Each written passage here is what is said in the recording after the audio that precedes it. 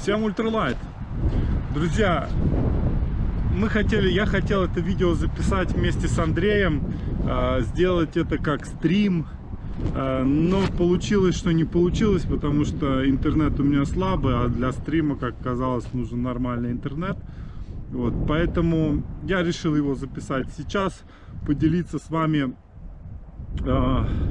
изначальными, какие были планы, какие были цели, что получилось, что не получилось в походе по ЗТШ, вот этот зимний, что мы делали в декабре. Вообще идея этого похода, да, и по поводу Андрея, мы с ним как-то встретимся и обязательно запишем еще какое-то видео. Привет, Андрей. Привет, Саня. Ну, наконец, как бы собрались, потому что давно планировали. Планировали мы вообще сделать это онлайн, но наши технические способности как бы оставляют желать Ну да. лучшего. Поэтому, как бы, ну, в будущем, наверное, надо будет сделать. Вот, но пока так в записи. Если у кого будут вопросы, конечно же, все пишите под видео. Да, Да, говори. пишите комментарии под видео, будем отвечать по мере возможности.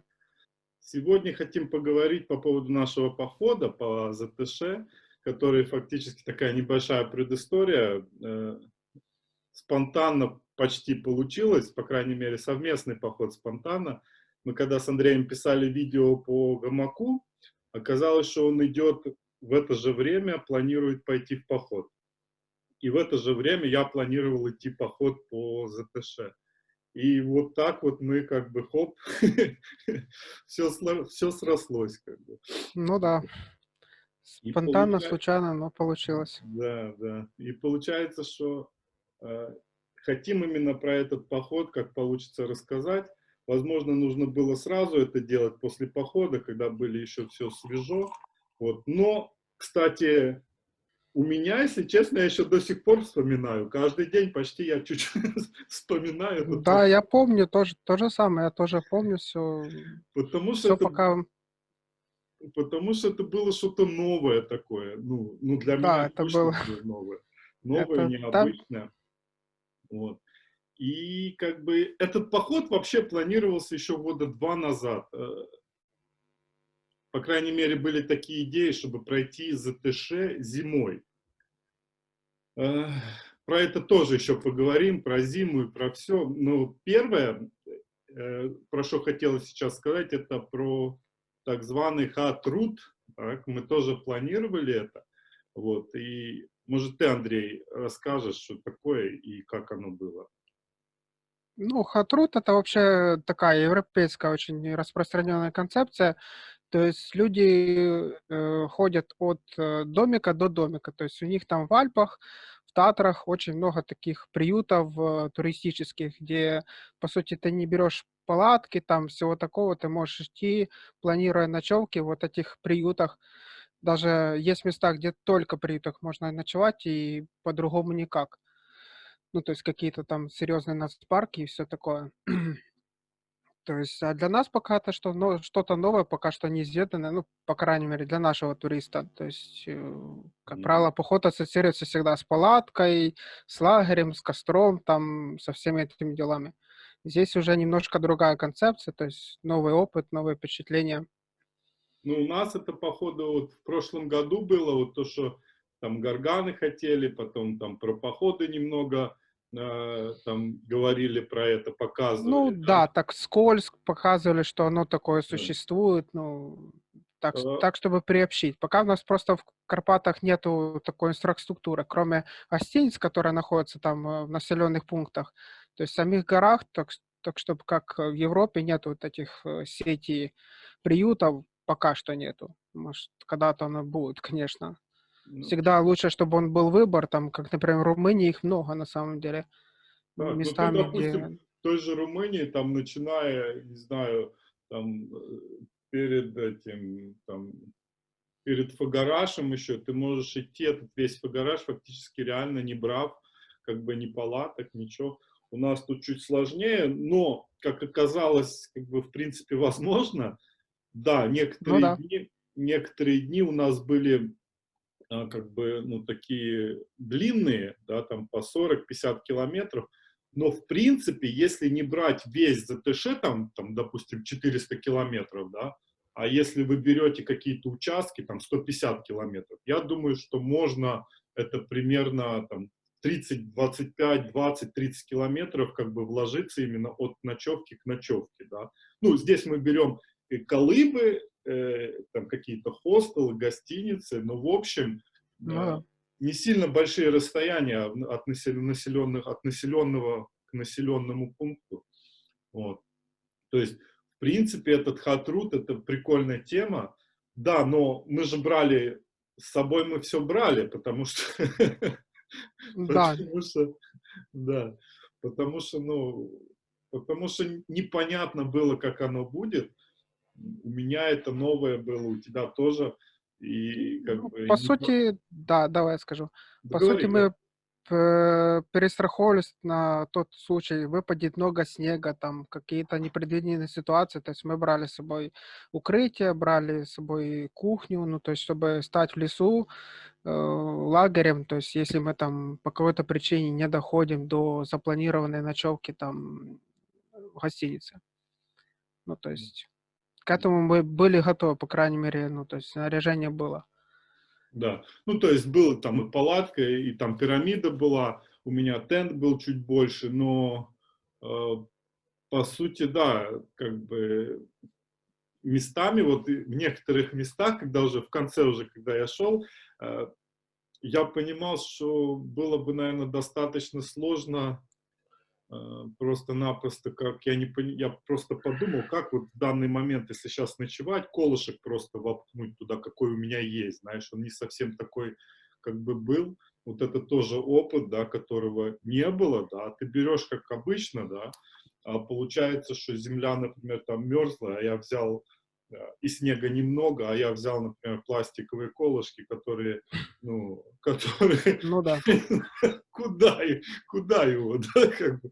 Ну, я если так подумал что-то, да и взял. Но здесь еще, конечно же, вот, ну, именно в моем случае это, э, ну, спокойствие было, потому что места очень знакомые, да, ты понимаешь, что ты все равно как бы дойдешь, да. Плюс, если брать вот именно погоду еще, мы же понимали, куда идем, да, мы понимали, что это будет максимум там 10 градусов, да, что снега не будет много, по крайней мере, в начале. Ну, перед выездом, по сути, я понимал, что первые там 3-4 дня будут плюс-минус такая погода приятная. Потом уже сложно прогнозировать, что на самом деле дальше будет. Но Ну, оно, оказалось, ну, в оно так и принципе, было, хорошо. по сути, мы шли в грязи, да, вот, Ну да. там первые дни до Ушка, вот, а уже потом началось такие, как бы, ну, прикольные, как бы, и мороз, и иней, и снег, как бы, и Ну да. потом и ветер, и офигенные места, и был, ну, просто что разнообразие вот этого всего было, ну, настолько офигенное, от грязи до пояса, по пояс в снегу в конце, знаешь, ну, такое, оно как бы реально вот эта барва такая большая, разнообразие, там, не знаю, грязь, иней, ветер, ничего не видно или вообще видно, как на пешконе, да, это просто вообще, ну, я не помню, чтобы я шел, когда последний раз в походе, чтобы вот так, как мы с тобой на пешконе сели, и сидели, у меня таймлапсы там на несколько минут. На 8 Ну мы там да. долго сидели, потому что ну, невозможно было идти. Вот. И это реально такое аж перенасыщение было. Кстати, в том видео, там, когда мы на Пешконю поднимаемся, вот эти пиколы, они отображают то, что я... То, что Ну я да. Эмоции не скроешь, это да. да. Ну, я хотел сначала вообще это вырезать, потом думаю, ну как бы, что было, то было, как бы. Да, и такое. Кстати, по поводу вот зимы, да, там мне кто-то писал, там не было написано под видео, но в личку писали, что ну не совсем типа зима, вот, и все дела. Оно как бы, с одной стороны, кажется, что да, да, но когда ты сам идешь в эту пору, да, ну, года, да, и вот как уже с середины маршрута началось, ну, как бы зима, да, и понятно, что, ну, в этом и был прикол, да, у нас, у меня, у тебя там опыта зимнего, я так понимаю, совсем чуть-чуть, да, я там пару раз в поход ходил, ты ходил? Ну, то же самое, ходил и с палатками, ходил и радиалки, ну, но немного, то есть я не могу Ну, просто хвастаться каким-то там супер опытом. То есть, ну, да. зима, она такая, ну, как бы нам на погоду никогда не нужно там особо м, то ли жаловаться, то ли как-то возлагать какие-то надежды. То есть, как оно будет, так оно будет. Ну, Ну, ты то не есть, было бы влияешь на метр, это никак. ну да, то есть, было бы метр снега, мы бы шли, ну, то есть, да, мы медленнее бы шли, Ну, по получилось бы сути, как оно по-другому. было, знаешь, когда я вспомнил, что у нас как бы когда-то была такая идея, да, и я просто такой человек, что если я вот хоп, я все, мне надо вот сейчас делать. И Раз. поэтому оно так вышло. Поэтому я посмотрел, когда есть там те билеты примерно, и это вот заняло мне там 2 недели, ну и вот как бы там этого 13-го какого там мы выехали, да. То есть это не было специальное подбирание к зиме, там Ну да. каким-то погодным условиям. Вот это просто было вот так. Было бы много снега, пошли бы много снега. Но, но нам повезло. Ну да, Потому что вот это, я уже, частично повезло. да, повторялся уже, наверное, 100 раз, что вот это вхождение в зиму, да, ну вот как раз для нас это было, потому что опыта особого нету. Вот как сейчас идет там этот Виталий, да, Поддубный, да, Поддубный, да, да. Поддубняк. Ну, это Да. понятно, что сейчас это вот такая вот зима, да, минус Ну, 20 сейчас, настоящая такая снег, вот. да, там пару дней как минимум это продержится, такой и снег есть, да, вот. Но у него есть и опыт зимних походов, да, достаточно такой, там и по Мармаросам, и по Черногоре, и по Гарашу, вот.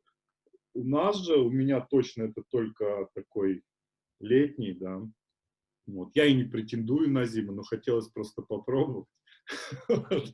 Ну и получилось, в принципе, достаточно как бы прикольно. Вот. Что по еде? Ну, а что по идее? По идее, то есть, ну, я брал с собой Happy Elk, ты брал с собой Happy Elk там на первые там дни маршрута, а потом уже докупали в магазинах. Ну, в основном ты докупал, я там себе делал заброску в Оловец. Ну, то, что я там ем, не ем. То есть там уже можно за счет того, что мы каждый день на селенке, по сути, можно с собой брать там полкилограмма еды, и там этого достаточно.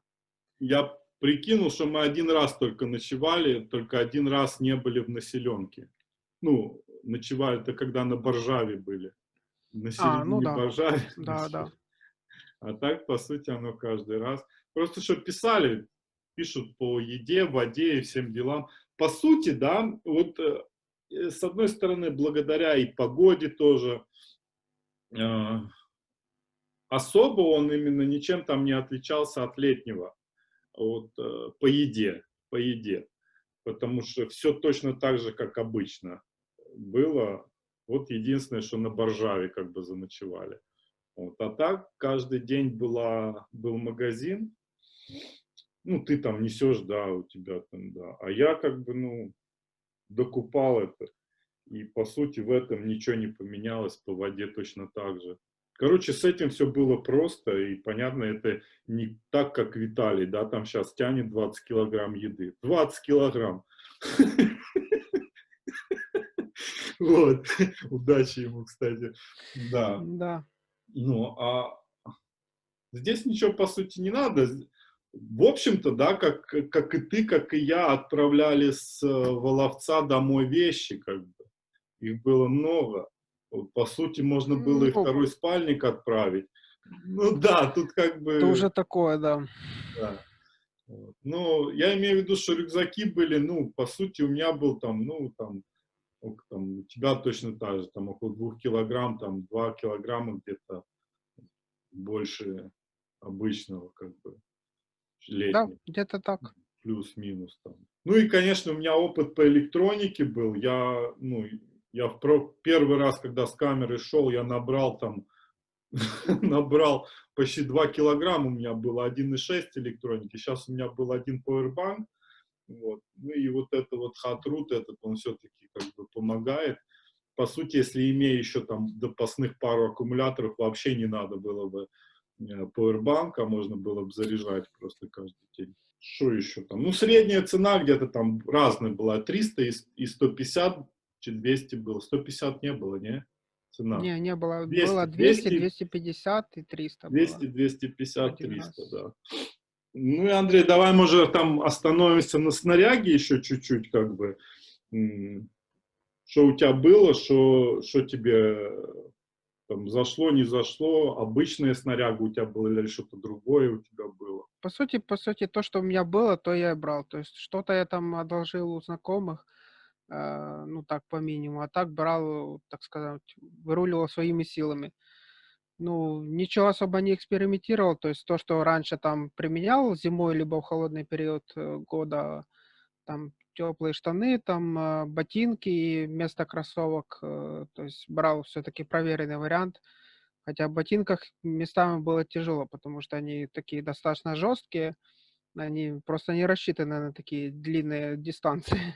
То есть Я ноги тебя немножко перебью так... по поводу ботинок, знаешь. Тут просто, что, видишь, вот эти, когда не было вообще снега, да, ты идешь быстрее, и поэтому ботинки тебя тормозят.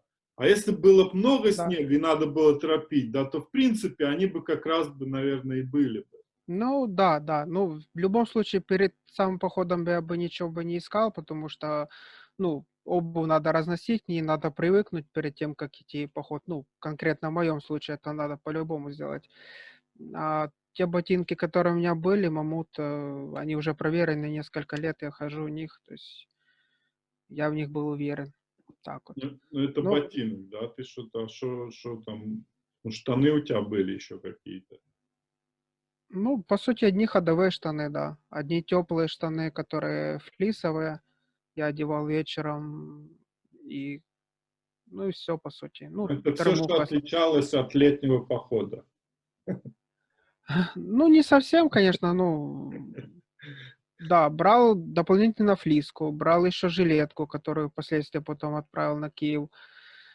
Ну, потому что если было бы конкретный минус, она бы, конечно, пригодилась, это по-любому.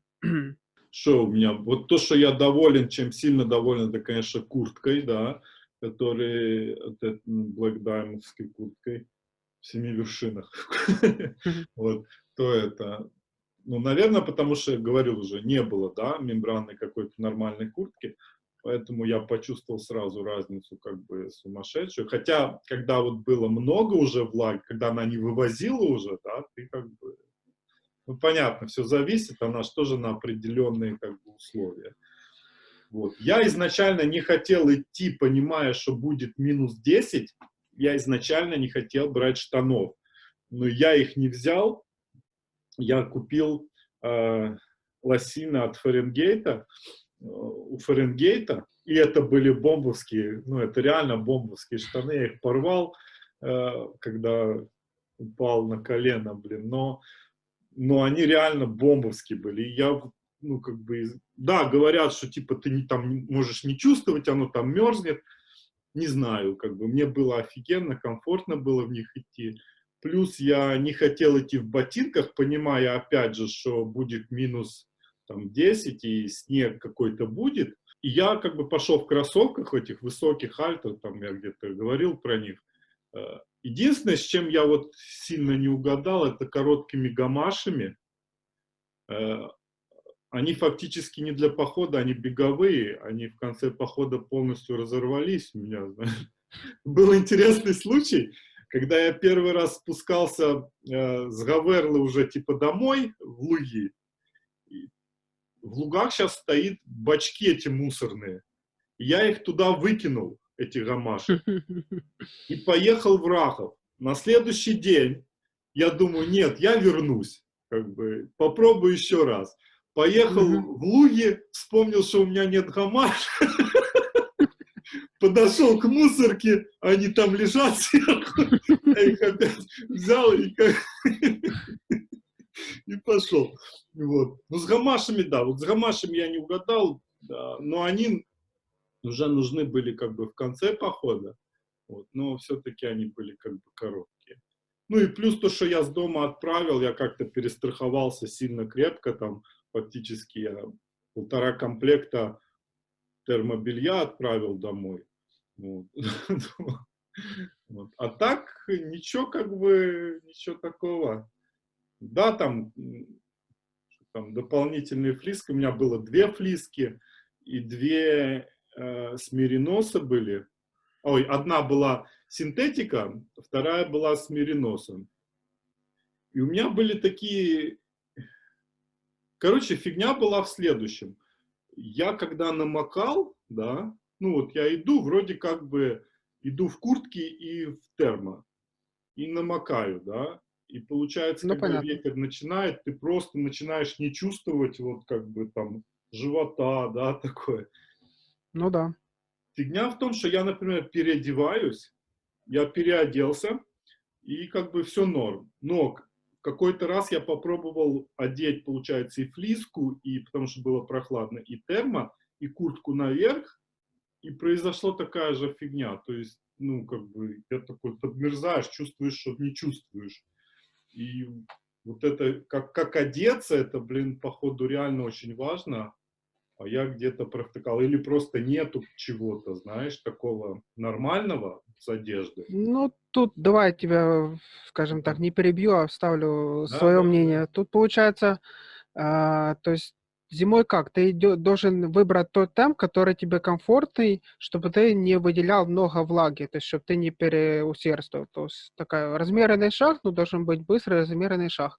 Но я старался так идти, и моя термуха там шерстяная, она вполне справлялась с выводом влаги. Да, она была немножко влажновата всегда, но это не мешало мне, то есть так, сохранять тепло нормально.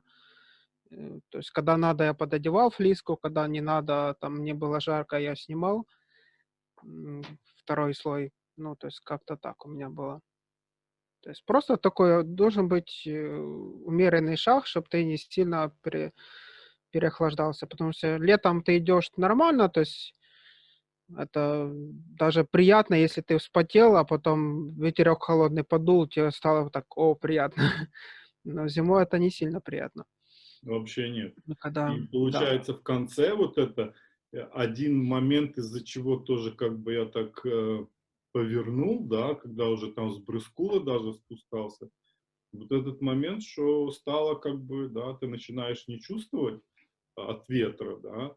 Э, Там был большой, конечно, большая ошибка моя в том, что я сильно быстро пытался идти, знаешь, там снега по колено, а ты как бы пытаешься идти, как обычно, а как обычно не выходит, и здесь ты начинаешь сильно потеть. Ветер, даже малейший ветер, ты как бы, ну, чувствуешь это на себе, и, ну, и усталость. Усталость — это трындец. Усталость, Ну когда да, ничего не она видно, ну, она это, играет роль, конечно. да, нагнетает оно такое.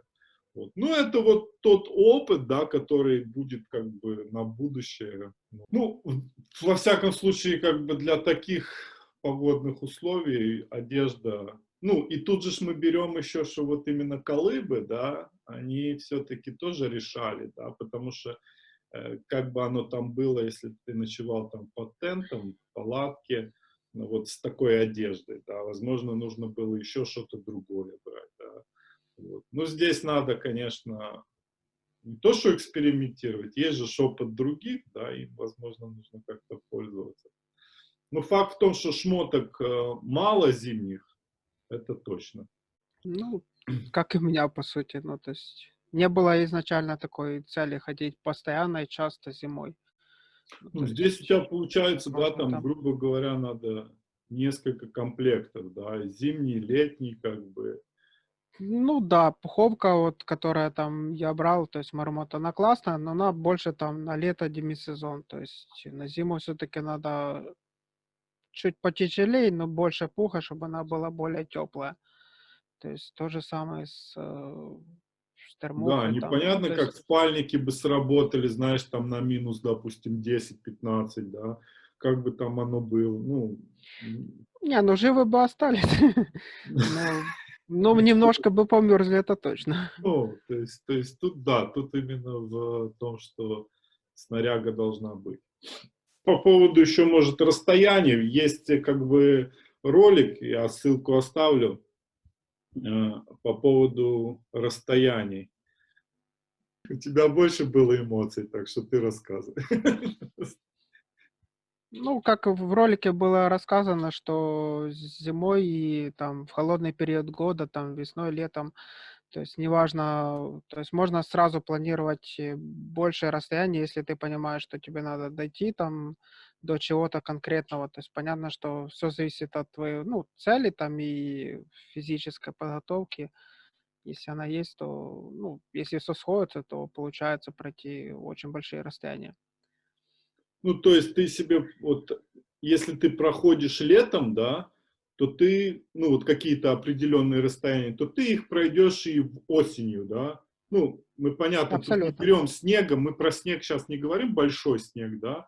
Ну, вот там, там какой был, там небольшой, если снег, то, в принципе, вот я шел по Свидовцу, там уже был снег выше щиколотки, да, вот.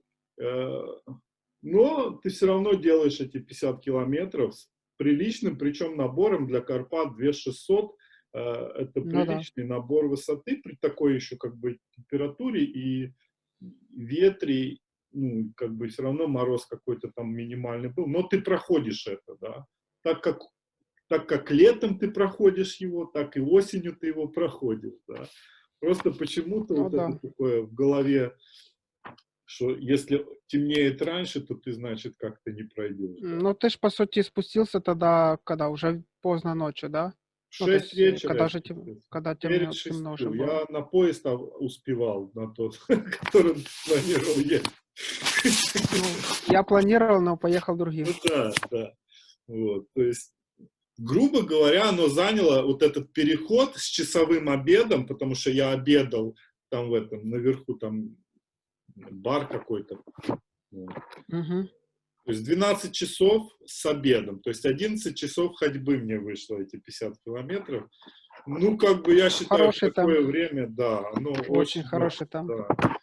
Вот. При том, что я там еще трохи блуданул и дополнительно трохи прошел.